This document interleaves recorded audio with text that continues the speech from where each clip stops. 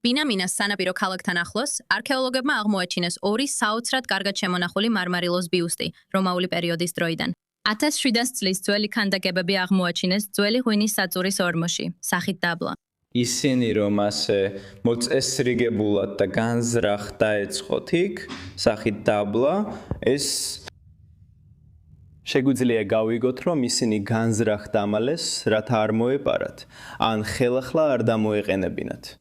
არტეფაქტები საჯაროდ გამოიფინება თელ-ავივის ისრაელის მუზეუმში ამ კვირის დასაწყისში.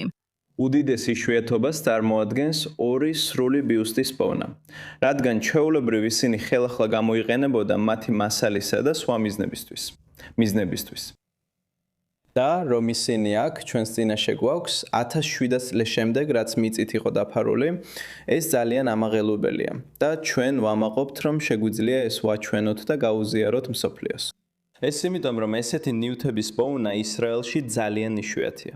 რომაული პერიოდის ორი ქანდაკებული თავისა და ზედატანის აღმოჩენა მოხდა გათხრების ბოლო დღეს, რომელიც დაფინანსებული იყო ისრაელის რკინიგზის მიერ, როგორც მასშტაბური ინფრასტრუქტურული პროექტის ნაწილი, რომლის მიზანიც იყო თელ-ავივსა და ჰაიფას შორის სანაპირო ხაზის გაორმაგება. რკინიგზის გაფართოება მოითხოვა ფართომასშტაბიანი არქეოლოგიური კვლევა, სანამ სამუშაოები დაიწყებოდა.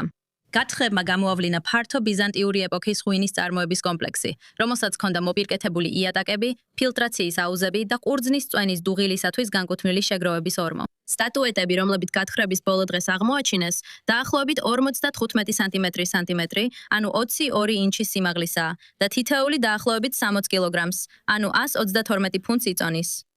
როცა მივედით და დავიწყეთ გათხრები და აღმოჩენის ამოღება, ჩვენ გაოცებულები ვიყავით, რომ ვიხილეთ დიდი მარმარილოს ფიგურები.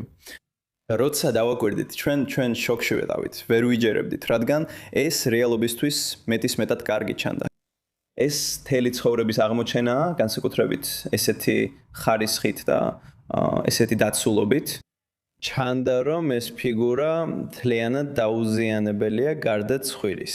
ბიუსტების აღმოჩენა ბევრ კითხვას აჩენს, მათ შორის ვის გამოსახავენ ეს ფიგურები, რატომ იპოვეს ისინი სახით დაბლა და როგორ მოხდნენ ბიუსტები ბინამინაში. მიუხედავად იმისა, რომ მკვლევარები აგრძელებენ ამ ლებენამ 1700 წლის გამოცანის ამოხსნას, საზოგადოებას უკვე ამ კვირიდან შეუძლია თელ-ავივში უძველეს ფიგურებს თვალებში შეხედოს.